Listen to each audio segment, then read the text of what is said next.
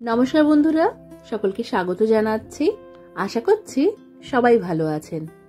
আজকে আমি আপনাদের সাথে চাল কুমড়ো দিয়ে একটি কম সময়ে তৈরি সুস্বাদু নিরামিষ রেসিপি শেয়ার করছি। ভিন্ন স্বাদের এই রেসিপি আপনারা রুটি বা ভাত দুইয়ের সাথেই পরিবেশন করতে পারেন। রেসিপিটা ভালো লাগলে ভিডিওটাকে লাইক আর শেয়ার করতে ভুলবেন না। রান্নাটা করার জন্য একটা পরিষ্কার কুকার একদম কমানো আঁচে বসিয়ে তার মধ্যে প্রায় 100 গ্রামের মতো ছোলার ডাল, যেটাকে আধ ঘন্টার মতো ভিজিয়ে রেখেছিলাম, সেটা দিয়ে দিলাম। তার সাথে এর মধ্যে 350 গ্রামের মতো চাল কুমড়ো আর তার সমান পরিমাণে আলু ভালো করে ধুয়ে পরিষ্কার করে নিয়ে এইভাবে ঝিরিঝিরি করে কেটে দিয়ে দিলাম। এবার এর মধ্যে আমি ছোট 4 কাপের 2 কাপের মাপ করে জল দিয়ে দিলাম।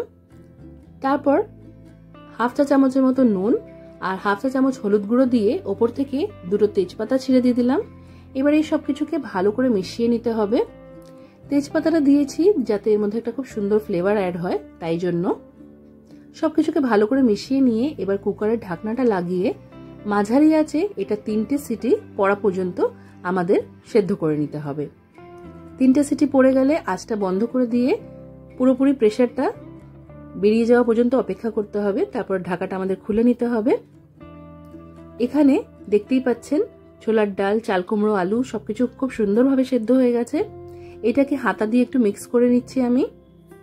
এইভাবে এই রান্নাটা করলে খুব কম সময়ের মধ্যে এই রান্নাটা হয়ে যায়, আর রান্নায় কিন্তু তেলটাও কম লাগে।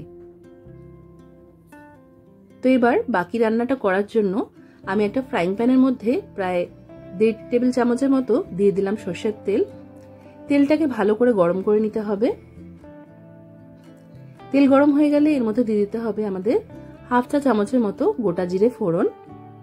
ফোড়নটাকে আমাদের ভালো করে ভেজে নিতে হবে মোটামুটি 1 মিনিটের মতো।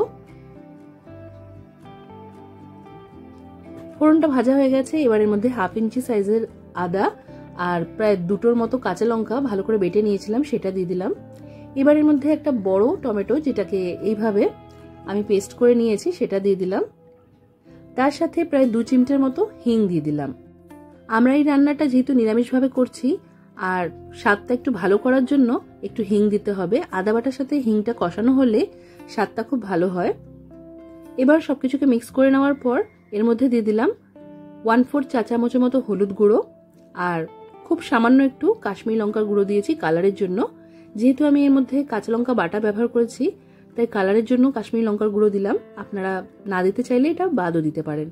তো এইভাবে আরও 1 মিনিটের মতো এটাকে ভালো করে কষিয়ে নিতে হবে। তারপর এর মধ্যে স্বাদ অনুসারে নুন দিয়ে দিতে হবে, আর তার সাথেই আমি অল্প একটু চিনিও দিয়েছি। আর এখানে নুন একটু বুঝে দিতে হবে, যেহেতু আমরা সেদ্ধ করার সময় অল্প নুন দিয়েছিলাম, তাই সেটা বুঝে নুন আর হলুদটা দিতে হবে। হলুদও আমরা আগে ব্যবহার করেছি, তাই সেটা বুঝে নুন আর হলুদটা দিতে হবে।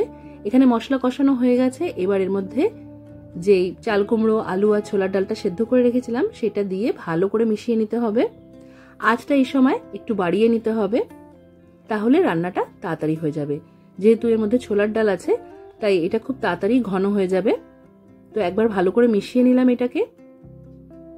এবার আরো 3 মিনিটের মতো এটাকে ভালো করে আমি টানিয়ে নিলাম, আর এইটুকু গ্রেভি এর মধ্যে রাখবো, তাহলে খেতে ভালো লাগবে। এবার উপর থেকে এর মধ্যে গরম মশলার গুঁড়ো বা ধনেপাতা কুচি ছড়িয়ে দিয়ে একবার ভালো করে মিশিয়ে নিয়ে আঁচটা আমাদের বন্ধ করে দিতে হবে। তাহলে দেখলেন কত সিম্পল আর খুব কম সময়ে তৈরি, কম তেল মশলার একটি রান্না। খেতে খুবই ভালো হয়। আপনারা এই রেসিপিটা একবার অবশ্যই ট্রাই করবেন। কমেন্ট করে জানাতে ভুলবেন না যে আজকের এই রেসিপি আপনাদের কেমন লাগলো। আজকের মতো এখানেই শেষ করলাম। সবাই খুব ভালো থাকবেন আর সবাইকে খুব ভালো রাখবেন। ধন্যবাদ।